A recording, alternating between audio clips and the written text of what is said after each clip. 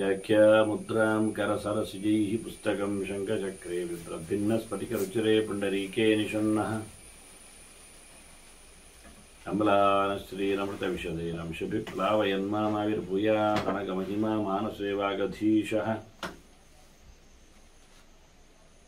नमस्ते प्राणेश प्रणतविभवायावनिमगाः नमः स्वामिन् रामप्रियतम हनुमन् गुरुगुणा नमस्तुभ्यं भीमप्रबलतम कृष्णेष्ट भगवन् नमः श्रीमन्मध्व प्रदिश सुदर्शन्नो जय जय श्रीगुरुभ्यो नमः नारायणं सुरगुरुं जगदेकनाथं भक्तप्रियं सकललोकनमस्कृतं च त्रैगुण्यवर्जितमजं विभुमाद्यमीशं वन्दे भवग्रम् अमरासुरसिद्धवन्द्यं नारायणं नमस्कृत्य नरं चैव नरोत्तमं देवीं सरस्वतीं व्यासं ततो जयमुदीरये ವೇದವ್ಯಾಸರ ಮಹಾಭಾರತದ ಚಿಂತಕರಿಗೆ ವಂದನೆಗಳು. ಶಾಂತಿ ಪರ್ವದ 158ನೆಯ ಪ್ರವಚನವಿದು. ರಾಜಧರ್ಮದ ಬಗ್ಗೆ ಧರ್ಮರಾಜನಿಗೆ ಭೀಷ್ಮರು ಮತ್ತು ಕೆಲವು ಮಾತುಗಳನ್ನು, ಹಲವರ ಚಿಂತನೆಗಳನ್ನು ತಿಳಿಸಿಕೊಡ್ತಾ ಇದ್ದಾರೆ. ಧರ್ಮರಾಜ ಅವರಲ್ಲಿ ಕೇಳಿಕೊಳ್ಳುತ್ತಾನೆ ದಂಡದ ಬಗ್ಗೆ. ದೊಡ್ಡ ಮಟ್ಟಿನಲ್ಲಿ ವಿರಾಜಮಾನವಾಗುವುದು ದಂಡ, ಶಿಕ್ಷೆ. ಹಾಗಾಗಿ ಅದರ ಬಗ್ಗೆ ತನಗೆ ಒಂದು ರೀತಿಯ ವೈದಿಕವಾದ ಆಧ್ಯಾತ್ಮಿಕವಾದ ಅದರ ಚಿಂತನೆ ಅಂತ. ದಂಡ ಯಾವುದು, ದಂಡ ಏನು ಅಂತ ಕೇಳಿದರೆ ಏನು ಹೇಳಲಿಕ್ಕೆ ಬರ್ತದೆ? ಅದನ್ನು ಭೀಷ್ಮರು ಉತ್ತರಿಸುವಾಗ ನಮಗೆ ಅರ್ಥ ಆಗ್ತದೆ. ಎಲ್ಲವೂ ದೇವತಾಮಯವಾಗಿದೆ, ಅದನ್ನು ಅರಿಯಬೇಕಾಗ್ತದೆ ಅಂತ, ತಿಳಿಯಬೇಕಾಗ್ತದೆ. ತಿಳಿಯದೆ ಯಾವುದರ ಮೇಲೂ ಸಹ ನಮಗೆ ಆಸ್ಥೆ, ಭರವಸೆ ಉಂಟಾಗುವುದಿಲ್ಲ ಅಂತ. ಹೀಗೆ ಸರ್ವೇಷಾಂ ಪ್ರಾಣಿನಾಂ ಲೋಕೆ ದಂಡಃ ಶ್ರೇಯಾನ್ ಇತಿ ಪ್ರಭೋ. ಮನುಷ್ಯರಾಗಲಿ, ದೇವತೆಗಳಾಗಲಿ, ಋಷಿಗಳಾಗಲಿ, ಇನ್ಯಕ್ಷರು, ಗಂಧರ್ವರು, ಪಿಶಾಚರು, ಪಿತೃಗಳು, ಯಾರನ್ನೇ ಆಗಲಿ ಸಮೂಹಗಳಲ್ಲಿ, ಎಲ್ಲ ಸಮೂಹಗಳಲ್ಲಿ ಶ್ರೇಷ್ಠ ಯಾವುದು, ಅವರಲ್ಲಿ ಒಳ್ಳೆ ಮಟ್ಟಿನಲ್ಲಿ ನಡೆಸಬೇಕಾದ್ದು ಸರ್ವೇಷಾಂ ಪ್ರಾಣಿನಾಂ ಲೋಕೆ ದಂಡಃ ಶ್ರೇಯಾನ್. ಅವರಿಗೊಂದರ ಹೆದರಿಕೆ, ಒಂದು ಶಿಸ್ತಿನ ನಿಯಮದ ಬಗ್ಗೆ ಅಧಿಕೃತವಾಗಿ ಅವರಲ್ಲಿ ಇರಬೇಕಾಗಿರಬೇಕಾದ್ರೆ ಅದು ಯಾವುದರಲ್ಲಿ ಅವರು ನೇಮಿಸಲ್ಪಡ್ತಾರೆ ಅಂದಾಗ ದಂಡ, ಶಿಕ್ಷೆ. ತಪ್ಪಿದರೆ, ಬಿಟ್ಟರೆ, ಆಗದಿದ್ದರೆ ಎನ್ನುವುದಿದ್ದಾಗ ಮಾತ್ರವೇ ನಡೆ ಚೆನ್ನಾಗಿರುತ್ತದೆ. ತಪ್ಪದೆ ಅದು ನಡೆಯುತ್ತದೆ. ಆದ್ರಿಂದ ನೀವು ಕೇಳ್ತಾನೆ, ಕೋದಂಡ ಕೀದೃಶೋ ದಂಡ ಕಿಂ ರೂಪ ಕಿಂ ಪರಾಯಣ. ಏನದು ದಂಡ ಅಂದ್ರೆ ಹೇಗಿರುತ್ತದೆ, ಅದರ ಸ್ವರೂಪ ಏನು? ಆಕಾರದ ಬಗ್ಗೆ ಮಾತ್ರ ಕೇಳಿದ್ರೆ ಶಿಕ್ಷೆ ಕೊಡ್ಲಿಕ್ಕೆ ನಾವು ಏನೆಲ್ಲ ಇಟ್ಕೊಳ್ತೇವೆ ಅದರ ಬಗ್ಗೆ ಮಾತಾಡಬೇಕಾಗ್ತದೆ. ಅದು ಯಾರನ್ನು ಆಶ್ರಯಿಸಿದೆ, ಅದರ ದೊರೆ ಯಾರು, ಸ್ವಾಮಿ ಯಾರು ನೋಡಿ. ಇದನ್ನೆಲ್ಲ ಬಹಳ ಸ್ಪಷ್ಟವಾಗಿ ಹೇಳ್ತಾನೆ. ಕಿಮಾತ್ಮಕ, ಕಥಂಭೂತ, ಕಿಂ ಮೂರ್ತಿ ಅಥವಾ ಕತಿಮೂರ್ತಿ. ಎಷ್ಟು ಜನ ಇದ್ದಾರೆ, ಸ್ವರೂಪಗಳೇನಾಗ್ತದೆ, ಅದರ ಬಗೆ ಹೇಗಿರುವುದದು, ವ್ಯವಸ್ಥೆ ಅಂದ್ರೆ ಉಳಿಯುವುದು, ಅದರ ಬೆಳವಣಿಗೆ. ಕಥಂ ಪ್ರಭು, ಅದು ಸಮರ್ಥ ಆಗುವುದು ಹೇಗೆ, ಶಿಕ್ಷೆ. ಜಾಗರ್ತಿಜ ಕಥಂ ದಂಡ ಪ್ರಜಾಸು ಅವಹಿತಾತ್ಮಕ. ಪ್ರಜೆಗಳಿಗೆ ಅದು ಇಷ್ಟವ ಕೇಳ್ತಾನೆ ಧರ್ಮರಾಜ. ಇಲ್ಲ, ಪ್ರಜೆಗಳು ದಂಡವನ್ನು ಇಷ್ಟಪಡುವುದಿಲ್ಲ ಅಂತ ಹೇಳುವ ಇಷ್ಟಪಡ್ತಾರೆ.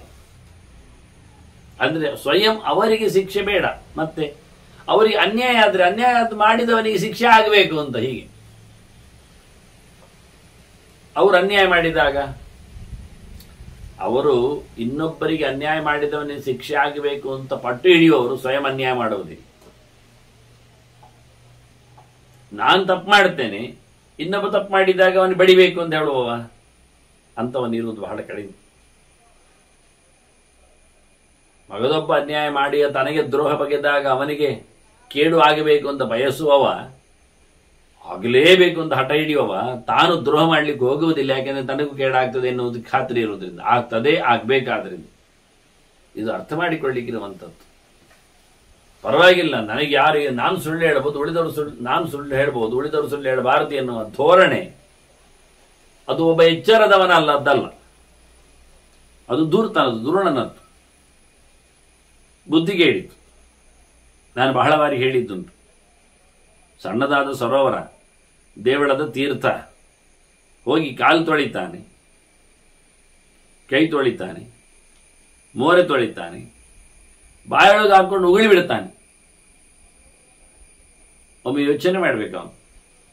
ನನ್ನ ಹಿಂದೆ ಎಷ್ಟು ಜನ ಬಂದಿರಬಹುದು ಈ ಮೊದಲು, ಅವರಿಗೆ ಬಾಯೊಳಗೆ ಹಾಕೊಂಡು ಉಗುಳಿದ್ರೆ ಇವರು ಬಾಯೊಳಗೆ ಉಗುಳ್ತಾನೆ. ಈಗ ಬಾಯೊಳಗೆ ಹಾಕೊಳ್ತಾನ. ಈ ಕೊರೋನಾದ ಪೀರಿಯಡ್ಗಳಲ್ಲಿ ಎಲ್ಲ ಒಬ್ಬರೊಬ್ಬರನ್ನು ಮುಟ್ಟುವುದು ಬಿಡಿ, ನೋಡುತ್ತಾ ಇರಲಿಲ್ಲ. ಎಷ್ಟು ಭಯಾನಕವಾಗಿತ್ತು ಅವರಿಗೆ ಈ ಸಂಕ್ರಮಣದ ಕತೆ.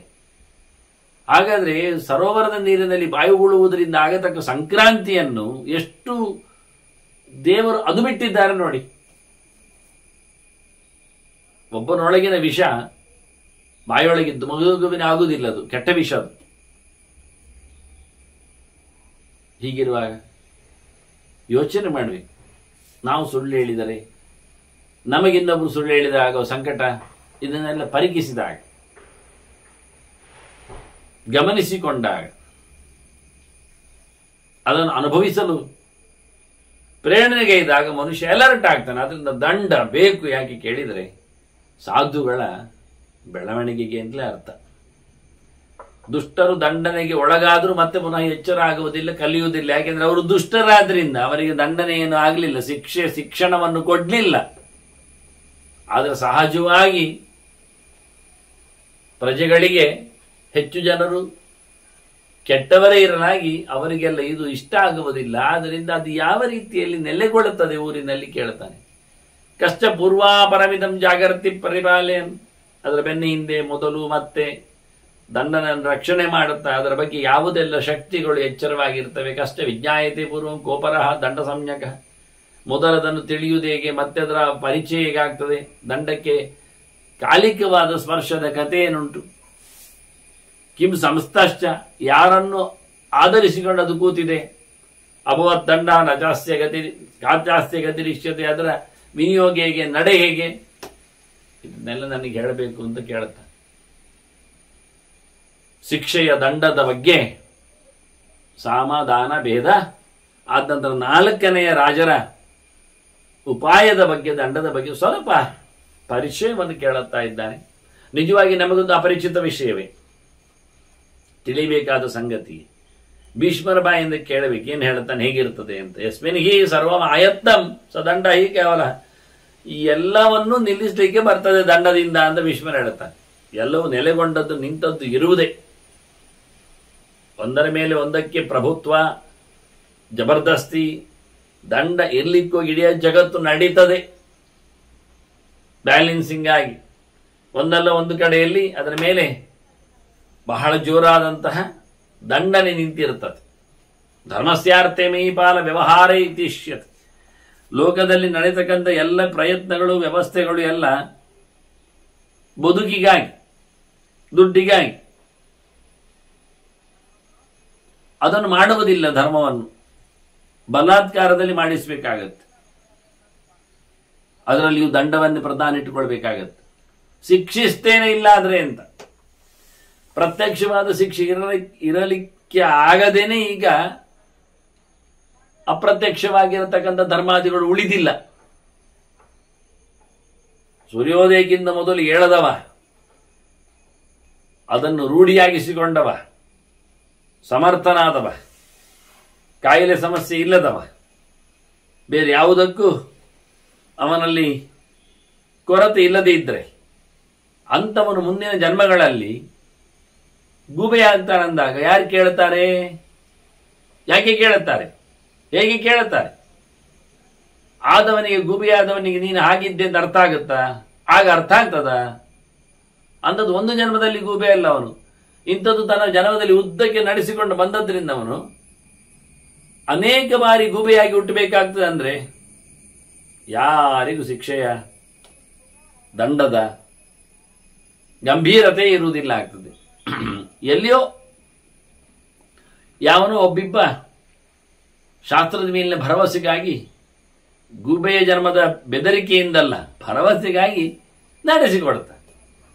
ಇದನ್ನೇ ಬಹಳ ಕಷ್ಟದಲ್ಲಿ ಇಲ್ಲಿ ಹೇಳಿದ್ದು. ವಾಸ್ತವವಾಗಿ ಅರ್ಥ ಆಗುವುದಿಲ್ಲದ ಸಂಗತಿ. ಇಡೀ ಜಗತ್ತು ನಿಂತದ್ದೇ ದಂಡದಲ್ಲಿ, ಒಂದು ಬಗೆಯಿಂದ ಜಬರ್ದಸ್ತಿನಲ್ಲಿ, ಜೋರಿನಲ್ಲಿ, ಶಿಕ್ಷೆಯ ಶಿಕ್ಷಣದಲ್ಲಿ, ಅದರಲ್ಲಿಯೂ ಧರ್ಮ ಮಾಡಬೇಕೆನ್ನತಕ್ಕಂಥ ಕಾಳಜಿಯಿಂದ ಇರುವಂಥದ್ದು. ಸುಪ್ರಣೀತೇನ ದಂಡೇನ ಅಂತಾನವ. ಪ್ರಿಯಾಪ್ರಿಯ ಸಮಾತ್ಮನ ಪ್ರಜಾರಕ್ಷತೀಯ ಸಮ್ಯಕ್ ಧರ್ಮಯೇಮಸ ಕೇವಲ. ದಂಡವನ್ನು ನನಗೆ ಬೇಕಾದವರಿಗೆ ಕೊಡುವುದಿಲ್ಲ, ನನಗೆ ಬೇಡಾದವರ ಮೇಲೆ ನಾನು ಪ್ರಯೋಗಿಸ್ತೇನೆ. ಇವರು ನನ್ನವರು, ತಪ್ಪು ಮಾಡಿದ್ರು ಮನ್ನಿಸ್ಲಿಕ್ಕುಂಟು. ಅವ ನನ್ನವಲ್ಲ, ಅವನಿಗೆ ತಪ್ಪು ಮಾಡಿದ್ದಕ್ಕೆ ಡಬಲ್ ಶಿಕ್ಷೆ ಕೊಡಬೇಕು. ಹೀಗೆ ಯಾವುದೇ ರೀತಿಯಾದಂತಹ ಅಭಿನಿವೇಶಗಳಿಗೆ, ಆಗ್ರಹಗಳಿಗೆ, ಆತ್ಮಕೇಂದ್ರಿತಡೆಗೆ ಆದುಕೊಳ್ಳದೆ, ನನ್ನವರು ನನ್ನವರಲ್ಲ ಎನ್ನತಕ್ಕಂಥ ಪದಭೇದ ಮಾಡದೆ, ಕರ್ಮ ಪ್ರಕಾರವಾಗಿ ನಿರ್ದಾಕ್ಷಿಣ್ಯವಾಗಿ ಹೇಳಿದ ಹಾಗೆ ಪೂರ್ವ ಅನುಭವ ಪ್ರಾಕ್ಟೀಸ್ ಇರುವ ನೆಲೆಯಲ್ಲಿ ಒಬ್ಬ ದಂಡವನ್ನು ನಡೆಸ್ತಾ, ಶಿಕ್ಷೆಯನ್ನು ಕೊಡುತ್ತಾ, ಲೋಕದಲ್ಲಿ ಅದರ ಚಾಲ್ತಿಯಲ್ಲಿಟ್ಟಿದ್ರೆ ಖಂಡಿತವಾಗಿ ಪ್ರಜೆಗಳು ಕ್ಷೇಮದಿಂದ ಬದುಕ್ತಾರೆ. ಇದು ರಾಜ. ಎಲ್ಲರನ್ನು ಬೆಳೆಸುವವ ರಾಜ ಅಲ್ಲ, ಅನ್ಯಾಯದವರನ್ನು ಬಗ್ಗಿಸುವವ ರಾಜ, ಒಳ್ಳೆಯವರನ್ನು ಬದುಕಿ ಉಳಿಯುವಂತೆ ಮಾಡಲು ಬಿಡುವವ ರಾಜ. ಇದು ಮುಖ್ಯ ಅಂತ. ಧರ್ಮವನ್ನು ಉಳಿಸಬೇಕವನು, ಅಧರ್ಮ ಮಾರ್ಗದಲ್ಲಿ ಇರುವವನನ್ನು ಮುಗಿಸಬೇಕವನು ಅಂತೇಳಿ ಇದು ಮನುವು ಹೇಳಿಕೊಟ್ಟಿದ್ದಾನೆ ಅಂತೇಳಿ ಅಲ್ಲಿಂದ ಬಂದಿರತಕ್ಕಂತಹ ಒಂದು ರೀತಿಯ ದಂಡನೆಯ ವ್ಯವಸ್ಥೆ. ದಂಡಾತ್ ತ್ರಿವರ್ಗ ಸತತಂ ಸುಪ್ರಣೀತಾತ್ ಪ್ರವರ್ತತ. ನೀವು ಶುದ್ಧವಾಗಿ ದಂಡವನ್ನು ಪ್ರಯೋಗ ಮಾಡಿಕೊಂಡ್ರೆ, ನಡೆಸಿಕೊಟ್ರೆ, ನಿಮ್ಮ ಧರ್ಮಕರ್ಮ ಉಳಿತದೆ, ದುಡ್ಡು ಸಂಪತ್ತು ಬೆಳೀತದೆ, ಬಯಕೆಗಳು ಈಡೇರ್ತದೆ, ಬೇಕುಗಳು ಸಿಗ್ತವೆ. ಚೆನ್ನಾಗಿ ದಂಡನೆಯಲ್ಲಿ ನೆಲೆಗೊಂಡ್ರೆ ರಾಜನಲ್ಲಿ ಬೇಕಾದಷ್ಟು ಬೊಕ್ಕಸಗಳು, ಧರ್ಮಕರ್ಮಗಳು, ಅರ್ಥ ವಿತರಣೆಗಳು, ದಾನ ದಕ್ಷಿಣೆಗಳು, ಯಜ್ಞಯಾಗಗಳು ಇವೆಲ್ಲ ಆಗಲಿಕ್ಕೆ ಸಾಧ್ಯ ಆಗ್ತದೆ. ದೈವಂ ಹಿ ಪರಮೋ ದಂಡ. ಈಗ ದಂಡ ಯಾರು ಕೇಳಿದರೆ ದೇವರೇ ಅಂದು ಬಿಡ್ತಾರೆ ಭೀಷ್ಮರು. ಈಶ್ವರೋ ದೈವಮುದ್ದಿಷ್ಟಂ ಸರ್ವಸ್ಯಾಪಿ ಪ್ರಭುತ್ವದ ಅಂತೇಳಿ ದೇವನನ್ನು ದೈವ ಅಂತ ಕರೆಯುವ ಕ್ರಮ. ದೆವ್ವ ಅಲ್ಲ, ದೆವ್ವ ಅಂದ್ರೆ ಭೂತ. ಇದು ದೈವ. ಈಶ್ವರೋ ದೈವಮುದ್ದಿಷ್ಟಂ ಅಂತ. ಅಧಿಷ್ಠಾನಂ ತಥಾಕರ್ತ ಕರ್ಣಂಚ ಪೃಥಗ್ವಿಧ ವಿವಿಧಾಶ್ಚ ಪೃಥಕ್ಚೇಷ್ಟ ದೈವಂಚೈವ ಅತ್ರ ಪಂಚಮಂ ಅಂತ. ಕೆಲಸ ಆಗಲಿಕ್ಕೆ 5 ಬೇಕು ಅನ್ನುವಲ್ಲಿ ದೇವರು ಬೇಕೇ ಬೇಕೆನ್ನುವುದನ್ನು ಒಪ್ಪಿಕೊಂಡಿದ್ದಾರೆ. ದೇವರಿಲ್ಲದೆ ಏನೂ ಆಗುವುದಿಲ್ಲ. ನಾನಿದ್ರೂ ಆಗುವುದಿಲ್ಲ, ಎದುರು ಕೂತ ನೀವಿದ್ದೆಲ್ಲ ಇದ್ರೂ ಆಗುವುದಿಲ್ಲ, ನನ್ನ ಮತ್ತೆ ನಿಮ್ಮ ಮುಂದೆ ಇರತಕ್ಕಂಥ ಮೈಕ್ ಮುಂತಾದಿದ್ರೂ ಆಗುವುದಿಲ್ಲ ಕೆಲಸ, ಪ್ರವಚನ. ಅಧಿಷ್ಠಾನಂ ಒಂದು ಗ್ರೌಂಡ್, ಪ್ಲಾಟ್ಫಾರ್ಮ್, ತಥಾಕರ್ತ ನುಡಿಯುವವ, ನಡೆಸುವವ, ಕರಣಂಚ ಪೃಥಗ್ವಿಧಂ ಈ ಎಲ್ಲ ಉಪಕರಣಗಳು, ಪೀಠೋಪಕರಣಗಳು, ಆಸನಗಳು, ಸ್ಪೀಕರ್ಗಳು, ಮತ್ತೊಂದು ಇನ್ನೊಂದು ಮೈಕ್ಗಳು ಅಂತ.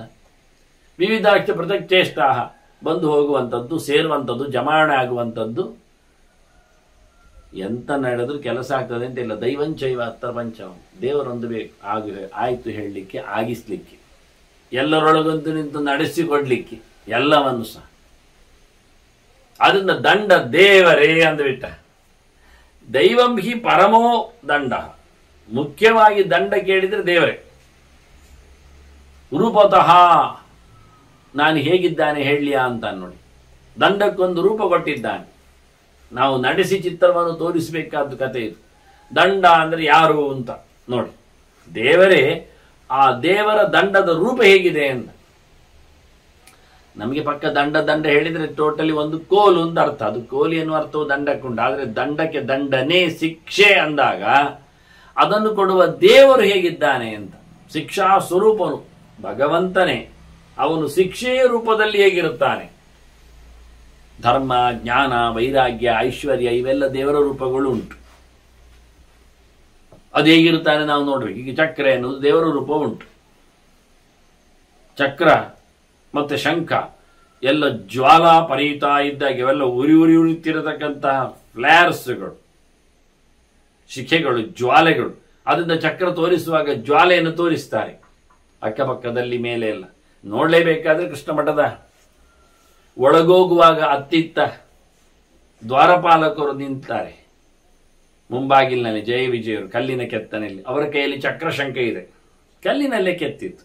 ಆ ಚಕ್ರಶಂಖದಲ್ಲಿ ಫ್ಲೈಯರ್ಸ್ ಕೊಟ್ಟಿದ್ದಾರೆ, ಜ್ವಾಲೆಯನ್ನು ಮಾಡಿಟ್ಟಿದ್ದಾರೆ, ಚಿತ್ರ. ಉರಿಯುವುದನ್ನು ತೋರಿಸುವುದು ಹೇಗೆ, ಮತ್ತೆ ಬಿಸಿ ಉಂಟು ಗೊತ್ತಾಗುವುದು ಹೇಗೆ? ಹಾಗೆ ಈ ದಂಡ ಅವನ ಸ್ವರೂಪ ಎಂಥದ್ದು ಅಂತ ಹೇಳಲಿಕ್ಕೆ ಸುಮಾರು ಬಗೆ ಇರುವಾಗ ಅದನ್ನು ತೋರಿಸ್ತಾರೆ. ದೇವರು ಅನ್ನುವಂಥ ನೆಲೆಯಲ್ಲಿ ದಂಡವನ್ನು ಕಲ್ಪನೆ ಮಾಡುವುದಾದರೆ ರೂಪದ ಕಥೆ ಹೇಗೆ ಹೇಳಿದ್ರೆ, ರೂಪತಃ ಅಗ್ನಿರಿವೋಚ್ಛಿಕ,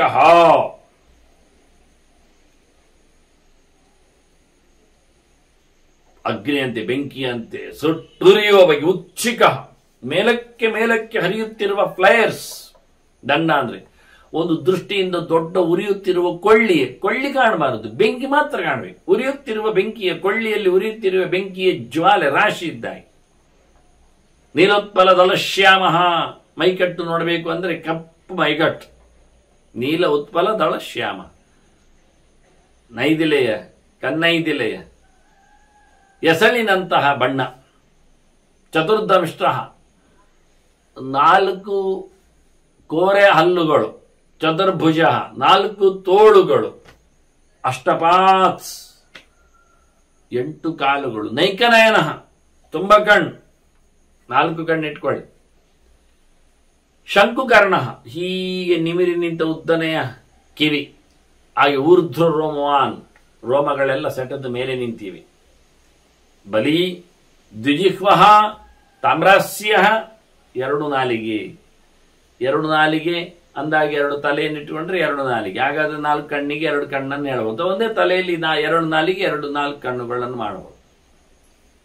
ಅಗ್ನಿ ಅವನು ರೂಪತಃ ದ್ವಿಶೀರ್ಷಃ ಅಂತ, ಅವನು 2 ತಲೆಯವನು. ಮತ್ತೆ ಸಪ್ತಜಿಹ್ವ, ಅವನಿಗೆ 7 ನಾಲಿಗೆ. 7 ನಾಲಿಗೆಗೆ 7 ತಲೆ ಕೊಡಲಿಲ್ಲ, 2 ತಲೆಯಲ್ಲಿ 7 ನಾಲಿಗೆ, ಒಂದರಲ್ಲಿ 3, ಒಂದರಲ್ಲಿ 4 ಅಂತ. ಹಾಗೆ ಇವನಿಗೆ ಒಂದರಲ್ಲೇ ತಾಮ್ರಾಸ್ಯ, ಕೆಂಪು ಬಾಯಿಯಲ್ಲಿ 2 ನಾಲಿಗೆ ಅಂತ ಹೇಳಲಿಕ್ಕೆ ಬರ್ತದೆ. 4 ಕೈಯವನಿದ್ದಾನಿವ. ಇದು ಭಗವಂತನ ದಂಡರೂಪ ಇತ್ತು ನೋಡ್ಲಿಕ್ಕೆ ಹೋಗುವುದಾದ್ರೆ ಒಂದು ದೃಷ್ಟಿಯಿಂದ. ಮೃಗರಾಜ ತನುಚ್ಛದ, ಹೊತ್ತುಕೊಂಡ ಬಟ್ಟೆ ಯಾವುದು ಕೇಳಿದರೆ ಸಿಂಹದ ಸೊಂಟದಲ್ಲಿ ಇದೆ ಚರ್ಮ. ಆ ರೀತಿಯಾದಂತಹ ಬಟ್ಟೆಯಲ್ಲಿ ತಾನು ಮುಚ್ಚಿಕೊಂಡಿದ್ದಾನೆ ಮೈಯನ್ನು. ಸರ್ವಪ್ರಹರಣೀಯಾನಿ ಸಂತಿ ಅನೀಹ ಕಾನಿಚಿತ್, ಎಲ್ಲ ಆಯುಧಗಳು ಅವನ ಕೈಯಲ್ಲಿವೆ. ಎಲ್ಲ ಆಯುಧಗಳು ದಂಡವೇ. ನೀವು ಹೊಳೆದಾದ್ರೆ ಗದೆ ಇರಲಿ, ಕತ್ತಿ ಇರಲಿ, ಬಿಲ್ಲಿ ಇರಲಿ, ಬಾಣ ಇರಲಿ, ತೋಮರ, ಶಕ್ತಿ, ಪರಶು, ಚಕ್ರ, ಮುಸಲ, ಮುದ್ಗರ, ಏನ್ ಬೇಕಾದ್ರೆ ಹೇಳಿ ಹೆಸರನ್ನೇ ನೋಡಿ. ಅವುಗಳದ್ದು ಆಕಾರ ಬೇರೆ ಬೇರೆ ಒಂದೊಂದು ರೀತಿ. ಆದರೆ ದಂಡದ ಆಕಾರ, ದೇವತೆ ಆಕಾರ ಹೀಗೆ ಎಲ್ಲದರಲ್ಲಿ ಉರಿಯುತ್ತಿರುವ ನಾಲೆಯಂತೆ ಇದೆ. ಹಾಗೆ ವಿಶೇಷವಾದಂತಹ ವಸ್ತು ಅದು ದಂಡಯೇವ ಸರ್ವಾತ್ಮ ಲೋಕೆ ಚರತಿ ಮೂರ್ತಿಮಾನ್. ಹೀಗೆ ದಂಡ ಎಲ್ಲ ಕಡೆಯಲ್ಲಿ ತುಂಬಿದಾಗ, ತುಳುಕಿದಾಗ, ಹೋದಾಗ ಅಲ್ಲಿ ದೇವತಾ ಶಕ್ತಿ ಇರುತ್ತದೆ. ನೀ ಬಿಟ್ಟು ಹೋಗಲಿ ಬರುವುದಿಲ್ಲ, ಅದು ಬಿಟ್ಟು ಹೋಗುವುದಿಲ್ಲ. ಹಾಗಾಗಿ ಪ್ರತಿಯೊಬ್ಬರ ಕೈಯಲ್ಲಿಯೂ ದಂಡ ಬಂದಾಗ, ಶಿಕ್ಷೆ ಕೊಡುವಲ್ಲಿ ರಾಜ ನಿಂತಾಗ ಅಲ್ಲಿ ಭಗವಂತನ ಎಚ್ಚರ ಇರ್ತದೆ. ಅವನು ವಿಶೇಷವಾಗಿದ್ದಾನೆ.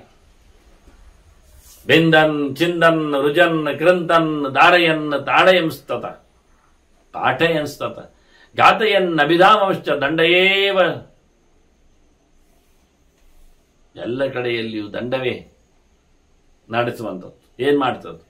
ಕಡಿತದೆ, ಕೊಚ್ಚುತ್ತದೆ, ತುಂಡರಿಸ್ತದೆ, ಪಾಲು ಮಾಡುತ್ತದೆ, ಉರಿತದೆ, ಬೇಯಿಸ್ತದೆ, ಏನು ಬೇಕಾದ್ರೆ ಮಾಡಬಹುದು. ಆ ನಮೂನೆ ಸಾಯಿಸಲಿಕ್ಕೂ ಬರ್ತದೆ. ಅದನ್ನ ದಂಡವೇ ಪ್ರಧಾನವಾಗಿರುವಂಥದ್ದು ಎಲ್ಲ ಕಡೆ. ದಂಡೇವಚ ಸರ್ವತಃ ಅಂತ ಅದಕ್ಕೆ ಹೆಸರುಗಳನ್ನು ಕೊಡ್ತಾನಿವ. ಎಷ್ಟು ಬಗೆಯಿಂದ ಕರಿಬಹುದು. ಅಸಿಹಿ ವಿಷಸನಃ, ವಿಷಸನ ಅಂದ್ರೆ ಹಿಂಸೆ ಮಾಡುವಂಥದ್ದು ಅಂತ ಅರ್ಥ. ಹಸು ಕ್ಷೇಪಣೆ ಅಂತ ಅರ್ಥ. ಎಸೆಯುವಂಥದ್ದು, ಬಿಸಾಡುವಂಥದ್ದು ಎಲ್ಲ ಆಗ್ತದೆ, ಹೊಡೆಯುವಂಥದ್ದು. ಹಸಿರು ವಿಶಸನಃ ಧರ್ಮ, ಅದನ್ನು ಕರೆಯುವ ರೀತಿ. ಆನಂತರ ಅದಕ್ಕೆ ತೀರ್ಷ್ಣವರ್ಮ, ಬಹಳ ಹರಿತವಾದ ದಾರಿ ಅಥವಾ ಹರಿತವಾದ ವರ್ಮ ಅಂತ ಕವಚ ಅಂತಲೂ ಉಂಟು ಬೇಕಾದ್ರೆ. ದುರಾಸದ, ಯಾರಿಂದಲೂ ಅದನ್ನು ಹಿಮ್ಮೆಟ್ಟಿಸ್ಲಿಕ್ಕೆ ಆಗುವುದಿಲ್ಲ, ಅಷ್ಟು ಎತ್ತರದಲ್ಲಿ ಕೂತಿದೆ. ದಂಡದೇವತೆಯ ಕತೆ.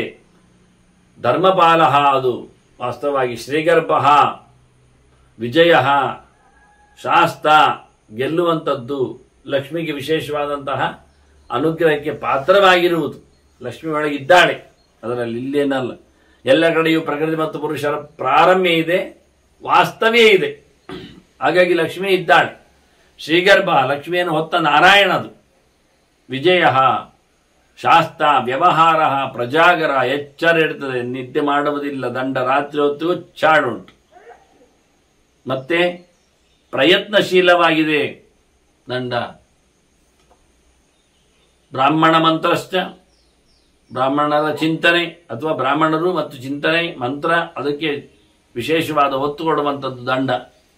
ಶಾಸ್ತ್ರ ಪ್ರಾಗ್ವಚನ ಪರ, ಮೊದಲ ಮಾತದು, ಮೊದಲು ಬಂದದ್ದು ಹಿಂದೆ ಸೃಷ್ಟಿಯಲ್ಲಿ. ಅದನ್ನ ಪ್ರಾಗ್ವಚನ ಮೊದಲ ಮಾತು ಉಳ್ಳದ್ದು ಅಂತ ಅದಕ್ಕೆ ಅರ್ಥ ಇದೆ. ಅತ್ಯಂತ ಸಮರ್ಥವಾದದ್ದು, ಎತ್ತರವಾದದ್ದು, ಪರಮ ಶ್ರೇಷ್ಠವಾದದ್ದು. ಧರ್ಮಪಾಲ, ಅಕ್ಷರ, ಗೋಪ, ಸತ್ಯಗ, ನಿತ್ಯಗ, ಗ್ರಹ, ಎಲ್ಲೆಡೆ ಇದೆ, ಯಾವತ್ತೂ ಇದೆ, ನಿಜವಾಗಿ ಇದೆ, ಎಲ್ಲವನ್ನು ಹಿಡಿತದೆ, ನಡೆಸಿಕೊಡ್ತದೆ, ಪ್ರಯತ್ನವನ್ನು ತರಿಸ್ತದೆ.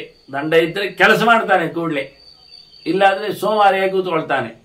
ಅಂದ ದಂಡ ಎಲ್ಲ ಕಡೆಯಲ್ಲಿಯೂ ಚಾಲ್ತಿಯಲ್ಲಿದ್ದರೆ ಒಳ್ಳೆ ಕೆಲಸ ಆಗ್ತದೆ.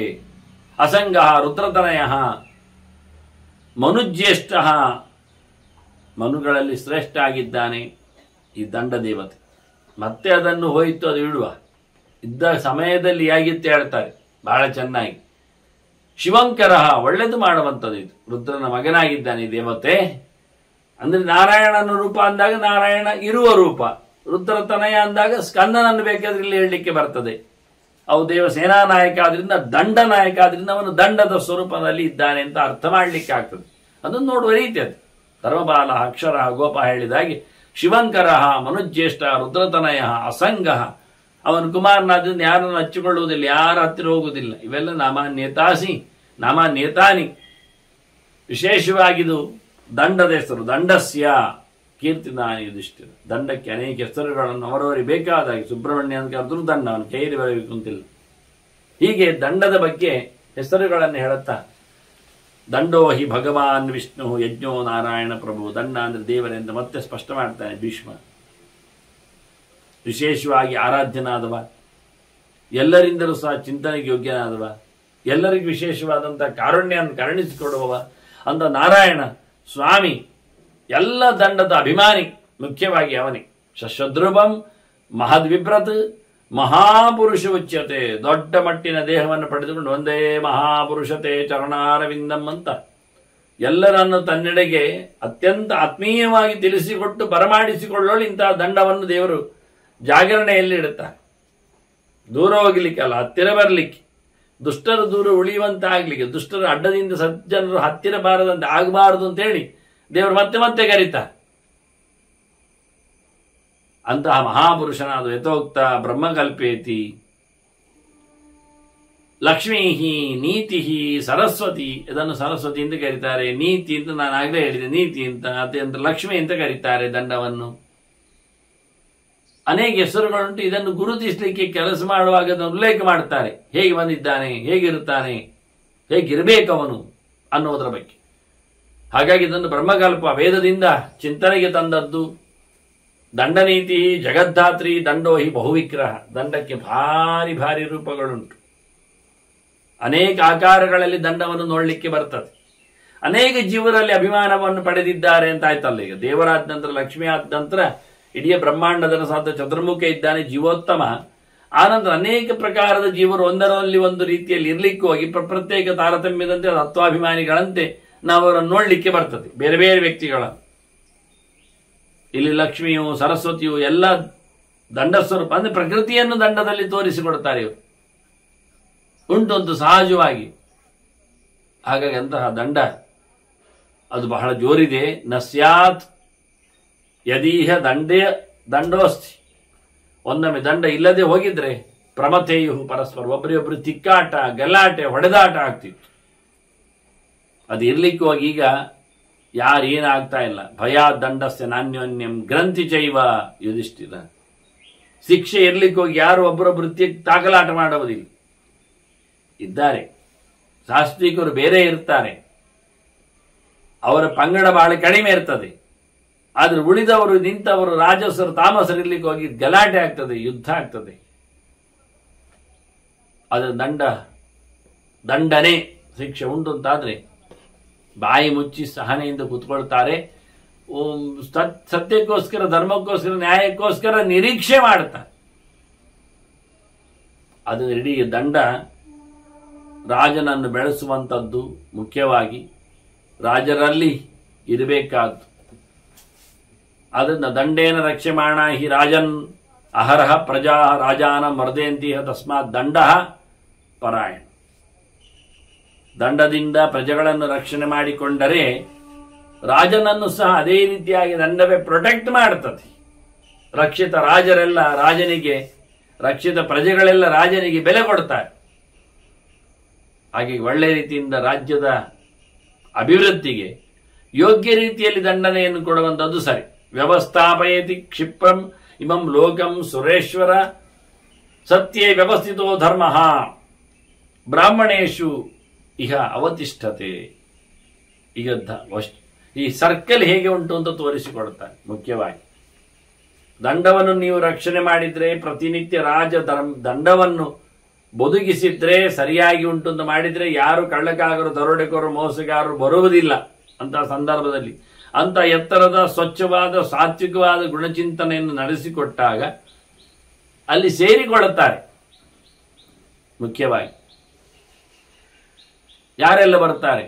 ವ್ಯವಸ್ಥಾಪಯತಿ ಲೋಕಂ ನರೇಶ್ವರ ಅಥವಾ ನರೇಶ್ವರ ಅಂತ ಕರೆದು ಬೇಕಾದ್ರೆ ಧರ್ಮರಾಜನಿಗೆ ಈ ಲೋಕವನ್ನು ದಂಡದಲ್ಲಿ ನೆಲೆಗೊಳಿಸಿದರೆ ರಾಜ ಹೇಗೆ ಜನರನ್ನು ಸೇವೆ ಮಾಡ್ತಾನೋ ಅದರಂತೆ ದಂಡದಿಂದಾಗಿ ಸತ್ಯೇ ವ್ಯವಸ್ಥಿತೋ ಧರ್ಮ ಬ್ರಾಹ್ಮಣೇಶು ಅವತಿಷ್ಠತೆ. ದಂಡ ಸತ್ಯ ಆಯಿತು ಅಂತ ಅರ್ಥ, ಮೋಸ ಆಗ್ತಾ ಇಲ್ಲ ಅಂತ ಅರ್ಥ, ತಪ್ಪು ಮಾಡ್ತಾ ಇಲ್ಲ ಅಂತ ಅರ್ಥ. ಹೀಗಾಗಿ ಸತ್ಯದಲ್ಲಿ ನೆಲೆಗೊಂಡದ್ದು ಧರ್ಮ ಆಗಿರ್ತದೆ, ಅದನ್ನ ಧರ್ಮ ಪ್ರತಿಷ್ಠೆ ಆಯಿತು ಅಂತ ಅರ್ಥ.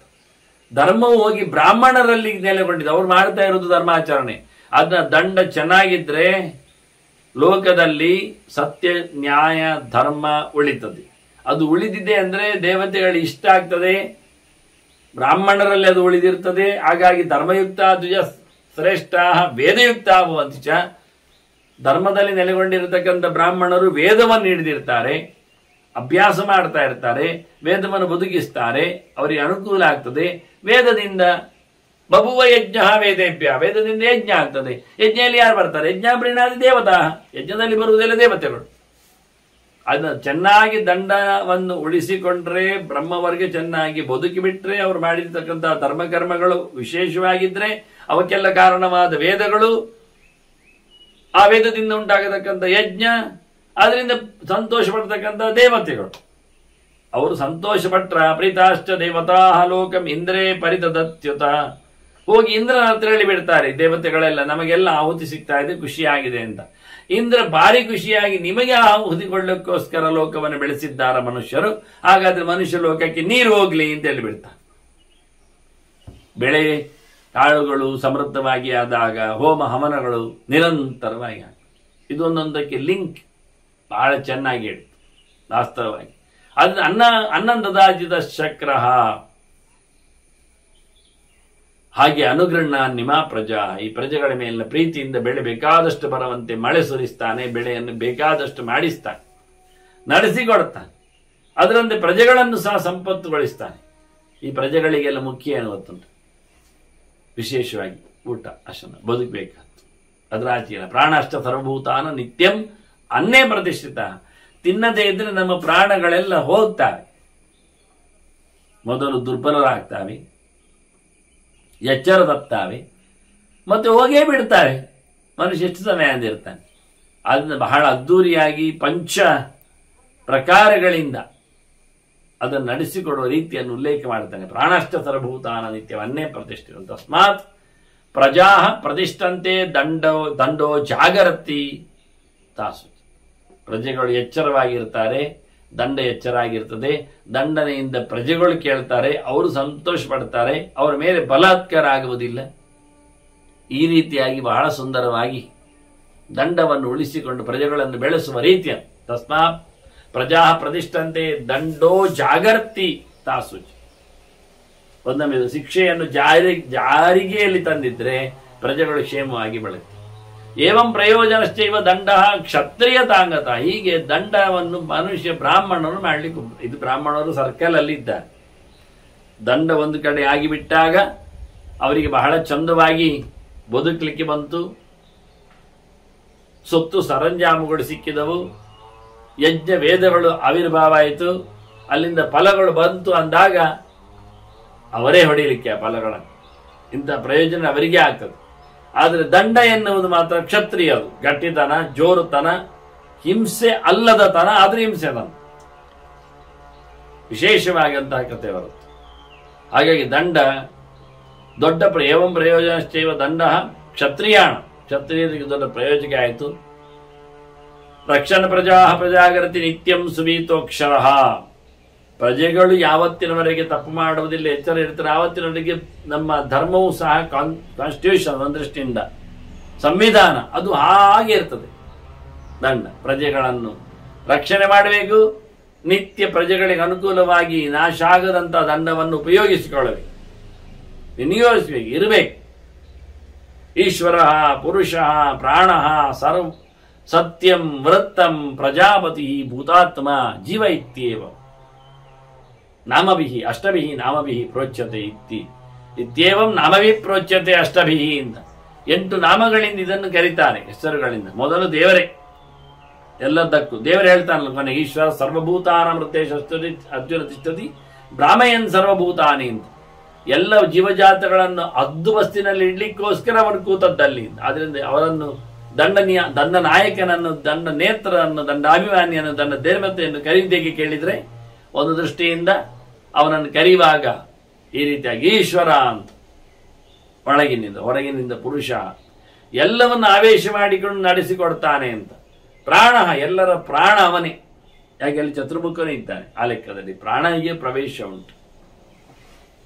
ಹಾಗೆಯೇ ಸತ್ವಂ ವೃತ್ತಂ ಪ್ರಜಾಪತಿ, ದುಡ್ಡು ಅಲ್ಲ, ವ್ಯವಸಾಯ, ಕೃತಿ, ಕೆಲಸ, ಪ್ರಯತ್ನಶೀಲತೆ ಮತ್ತು ಯೋಗ್ಯತೆ, ಒಳ್ಳೆಯ ಆಂತರಂಗಿಕವಾದ ಮಾನಸವಾದ ಶಕ್ತಿ, ಒಳ್ಳೆ ರೀತಿಯಾದ ಇಂದ್ರಿಯ ಪಾಠವ, ಇವೆಲ್ಲ ಮಾನುಷ ಸಂಪತ್ತು.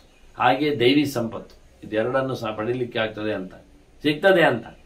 ಹಾಗಾಗಿ ಇದನ್ನು ಕರೆಯುವಾಗ ಈಶ್ವರ ಪುರುಷ ಪ್ರಾಣ, ಜೊತೆಯಲ್ಲಿ ಸತ್ಯಂ, ಮತ್ತೆ ನೋಡಿದಾಗ ವೃತ್ತಂ, ಒಳ್ಳೆ ನಡತೆ, ದೇವರು ನೋಡ್ತಾನೆ, ದೇವರು ಮೆಚ್ಚುಗೆ ಆಗೋತಕ್ಕಂಥ ನಡತೆ ನಮ್ಮಲ್ಲಿ ಇರಬೇಕು.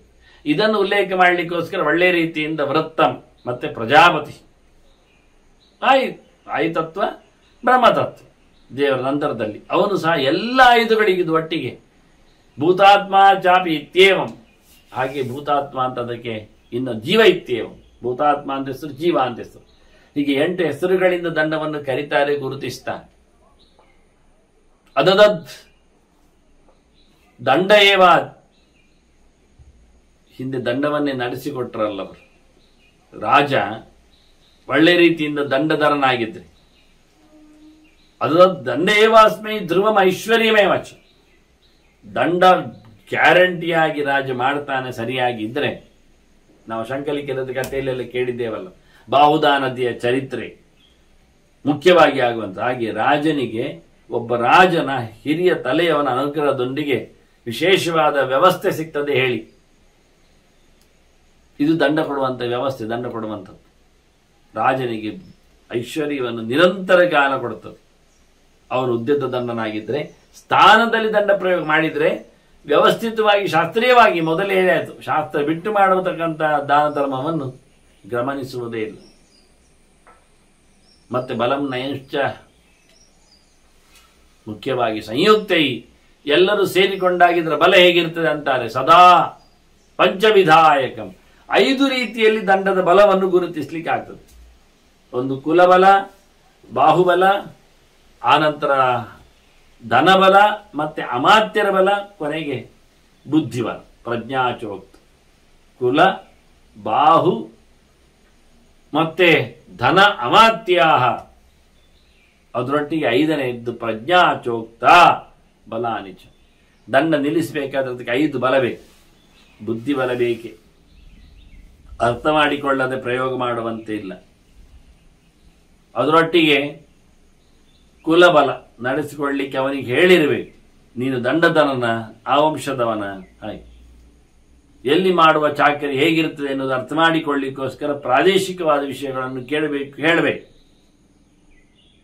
ಅದರೊಟ್ಟಿಗೆ ಆ ಬಲದ ಒಟ್ಟಿಗೆ ಕುಲಬಲದೊಟ್ಟಿಗೆ ಬಾಹುಬಲ, ತೋಳುಬಲ, ಆಯುಧಗಳನ್ನು ಪ್ರಯೋಗಿಸುವಲ್ಲಿ ತೋಳುಗಟ್ಟಿಯಾಗಿ, ಮತ್ತೆ ಧನಬಲ, ದುಡ್ಡಿನದ್ದು ದಂಡಕ್ಕೆ. ಕೊನೆಗೆ ಅದರೊಟ್ಟಿಗೆ ಬಾಹು ಧನ, ಆನಂತರ ಅಮಾತ್ಯರು, ಪರಿಚಾರಕರು, ಮಂತ್ರಿಗಳು ಸೇರಿದವರು, ಸೇನಾನಾಯಕ ಎಲ್ಲ ಉಂಟು ಅವನಿದ್ದಿದ್ರೆ. ಹಾಗೆ ಕುಲ ಬಾಹು, ಆನಂತರ ಧನ ಅಮಾತ್ಯ, ಮತ್ತೆ 5ನೇದ್ದು ಹೇಳುವಾಗ ಪ್ರಜ್ಞಾಚೋಕ್ತ ಅಂತ ಬುದ್ಧಿಬಲ. ಇವೆಲ್ಲ 5 ಬಲಗಳು. ಇನ್ನು ಬಲಗಳ ಬಗ್ಗೆ ಮಾತಾಡ್ತಾರೆ, ಬೇರೆ ಬೇರೆ ರೀತಿಯಲ್ಲಿ ಬಲ ಮಾಡಲಿಕ್ಕೆ ಬರ್ತದೆ ಅಂತ. ದಂಡಕ್ಕೆ ಎಷ್ಟು ಬಲ ಹೇಗೆ ಅಂತ ಕೇಳಲಿಕ್ಕೆ ಇದೊಂದು ಸಣ್ಣ ಮಟ್ಟಿನಲ್ಲಿ ಎಲ್ಲಿಂದ ಯಾರಾಗ್ತದೆ ಅಂತ ಕೇಳಿಕೊಂಡು ಒಟ್ಟಿಗೆ ಎಲ್ಲ ಬಲಗಳು ಸೇರಬೇಕಾಗ್ತದೆ. ವ್ಯಕ್ತಿಯ ವ್ಯವಸ್ಥೆ ನೋಡಿಕೊಳ್ಳಬೇಕು, ಕುಲಬಲ, ಅದರೊಟ್ಟಿಗೆ ಬಾಹುಬಲ, ಮತ್ತೆ ಮುಖ್ಯವಾಗಿರುವಂಥದ್ದು ಧನಬಲ, ದುಡ್ಡು ಪಡೀಲಿಕ್ಕಿರುವಂಥದ್ದು. ಹಾಗೆ ಅಮಾತ್ಯರ ಬಲ ಉಂಟು, ಮಂತ್ರಿ ಭಾಗದರೆಲ್ಲ ಸೇರುತ್ತಾರೆ, ಅದು ಒಂದು ದೊಡ್ಡ ಬಲ. ಮತ್ತೆ ಬುದ್ಧಿವಂತಿಗೆ ಅಂತೂ ಖಂಡಿತ ಬೇಕಿಲ್ಲ. ಹೀಗೆ ಬಲಕ್ಕೆ ಇರತಕ್ಕಂಥ ದಂಡಕ್ಕಿರತಕ್ಕಂಥ ಪಂಚ ಬಲಗಳ ಬಗ್ಗೆ ಮಾತಾಡ್ತಾ ಮುಂದಿನ ಬಲಗಳ ಔಚಿತ್ಯಗಳ ಬಗ್ಗೆ ಹೆಚ್ಚುವರಿದ ಚಿಂತನೆ. ಅಂದ್ರೆ ಇನ್ನೆಷ್ಟು ಮುಖಗಳಿಂದ ಇದಕ್ಕೆ ಬಲ ಕೊಡ್ಲಿಕ್ಕೆ ಆಗ್ತದೆ, ಈ ವಿವಿಧಗಳ ರೂಪಗಳೇನು ಹೇಳುತ್ತಾ. ಈಗಾಗಲೇ ಅವು ಕೇಳಿದ ಅನೇಕ ಪ್ರಶ್ನೆಗಳಿಗೆ ಕಿಂ ಸ್ವರೂಪ ಕೀದೃಶ ದಂಡದ ಬಗ್ಗೆ ಕೇಳಿದ್ದಕ್ಕೆ ಅನೇಕ ಆಯಾಮಗಳಲ್ಲಿ ಭೀಷ್ಮರು ದಂಡದ ಬಗ್ಗೆ ಉತ್ತರ ಕೊಟ್ಟಿದ್ದಾರೆ. ಹೊಸದಾಗಿ ನಾವು ದಂಡದ ದೇವತೆಗಳ ಬಗ್ಗೆ ನೋಡ್ತಾ ಇದ್ದೇವೆ ಒಂದು ದೃಷ್ಟಿಯಿಂದ. ಆಯುಧ ಪೂಜೆಯ ವಿಷಯದಲ್ಲಿ ನಾನು ಇದನ್ನು ಸ್ವಲ್ಪ ಪರ್ವ ಸಮೀಕ್ಷೆಯಲ್ಲಿ ಕತ್ತಿಯ ಪೂಜೆ ಅಂದ್ರೆ ಪ್ರತಿಯೊಬ್ಬನಿಗೆ, ನಾವೀಗ ಆಯುಧ ಪೂಜೆ ಅಂದಾಗ ರಾಜ ಮಾತ್ರ ಮಾಡ್ತಿದ್ದ, ರಾಜನಲ್ಲಿ ಆಯುಧ ಇತ್ತು, ಹೋರಾಟ ಇತ್ತು. ನಮ್ಮ ಮನೆಯಲ್ಲಿ ಆಯುಧ ಇಲ್ವಾ, ನಾವು ಹೋರಾಟ ಮಾಡುವುದಿಲ್ವಾ? ಧರ್ಮಕ್ಷೇತ್ರ ಕುರುಕ್ಷೇತ್ರ ಎಂದು ನಮಗೂ ಉಪದೇಶ ಆಗುವುದಿಲ್ವಾ? ಗೆಲ್ಲುವುದು ನಮ್ಮಲ್ಲಿ ಕೌರವರೇ ಇರಲಿ, ಒಳ ಕೂತಿರತಕ್ಕಂಥ ಕಾಮಾದಿಗಳು ಪ್ರಾಣತತ್ವಾದಿಗಳು ಎದುರು ಬರುವುದೇ ಇಲ್ಲ ಸರಿ. ಹಾಗಾಗಿ ವಿಶೇಷವಾಗಿ ಮನೆಯಲ್ಲಿ ಪೂಜೆ ಮಾಡುವಾಗ ಆಯುಧ ಪೂಜೆ ಹೇಳಿ ಅಲ್ಲಿ ಕತ್ತಿ, ಚೂರಿ, ಗುರಾಣಿ ಮತ್ತೊಂದು ಇನ್ನೊಂದು ಮನೆಯಲ್ಲೇ ಇರ್ತದೆ. ಅಡುಗೆ ಕೋಣೆಯಲ್ಲಿ ಸರ್ವಪ್ರಹರಣ ಉಂಟು ಎಲ್ಲದಕ್ಕೂ. ಹಾಗೆ ಅವುಗಳಿಗೆ ಪೂಜೆ ಮಾಡಲಿಕ್ಕೆ ಬೇಕೆಲ್ಲ ಹೇಳಿಕೊಂಡು ಈ ಮಂತ್ರಗಳನ್ನೆಲ್ಲ ಉಲ್ಲೇಖ ಮಾಡಿದ್ದೇನೆ. ಕೆಲವು ನಾಮಮಂತ್ರಗಳು ಉಪಯೋಗಕ್ಕೆ ಬರುವ ಹಾಗೆ ಉಂಟು ಅಂತ. ಹಾಗಾಗಿ ಅಂತಹ ವಿಶೇಷವಾದ ಅಂಶಗಳಾದರೂ ನಾನು ಈಗಾಗಲೇ 10-25 ವರ್ಷದ ಹಿಂದೆ ಅದನ್ನು ಪ್ರತಿನಿತ್ಯದಲ್ಲಿ ಉಪಯೋಗಿಸಿಕೊಳ್ಳುವಂತೆ, ವರ್ಷದ ಉಪಯೋಗದಲ್ಲಿ ಬರುವಂತೆ ತೋರಿಸಿಕೊಟ್ಟಿದ್ರು. ಮುಂದಿನ ವಿಶೇಷವಾದಂತಹ ಸಂಗತಿಗಳು, ಆ ರೂಪಚಿಂತನೆಗಳು ಇಲ್ಲೀಗ ಭೀಷ್ಮ ದಂಡದ ಬಗ್ಗೆ, ದೇವತೆಯ ಬಗ್ಗೆ, ದೇವರನ ಬಗ್ಗೆ. ದೇವತೆ ಇದ್ದಾನೆ, ದೇವರಿದ್ದಾನೆ, ಅದು ಎರಡನ್ನು ಚಕ್ರ ಇದ್ದಾಗೆ. ಚಕ್ರ ದೇವರು ಹೌದು ಸ್ವರೂಪತಃ ಅಪ್ರಾಕೃತನಾಗಿ, ಚಕ್ರ ಎನ್ನುವುದೊಬ್ಬ ಜೀವನೂ ಹೌದು ಸುದರ್ಶನ, ಅವನಿದ್ದಾನೆ, ಅವನೇ ಭರತನಾಗಿ ಹುಟ್ಟಿದ್ದೆಲ್ಲ ವ್ಯವಸ್ಥೆ ಉಂಟು. ಹಾಗಾಗಿ ಇಂತಹ ಒಂದು ದೇವರ ಕೈಯಲ್ಲಿರತಕ್ಕಂಥ ಜೈವಿಕವಾದ ಆಯುಧ ಉಂಟು, ಅಪ್ರಾಕೃತವಾದ ಜ್ಞಾನಾತ್ಮಕವಾದ ಗುಣಾತ್ಮಕವಾದ ಆಯುಧ ಉಂಟು. ಈ ಎರಡು ರೀತಿಯಿಂದಲೂ ನೋಡಲಿಕ್ಕೆ ಬರ್ತದೆ. ಹಾಗಾಗಿ ಅಂತಹ ಆಯುಧದ ರೂಪವಿಶೇಷವನ್ನು, ದಂಡದ ರೂಪವಿಶೇಷವನ್ನು ಇಲ್ಲಿ ನಾವು ಕಂಡಿದ್ದೇವೆ. ಮುಂದೆ ಆ ದೇವರ ವೈಭವವನ್ನು, ದಂಡದ ಆಯಾಮಗಳನ್ನು ಚಿಂತನೆ ಮಾಡುವ ವಂದನೆಗಳೊಂದಿಗೆ ಶ್ರೀಕೃಷ್ಣಾರ್ಪಣಮಸ್ತು. ನಾರಾಯಣ ನಾರಾಯಣ ನಾರಾಯಣ.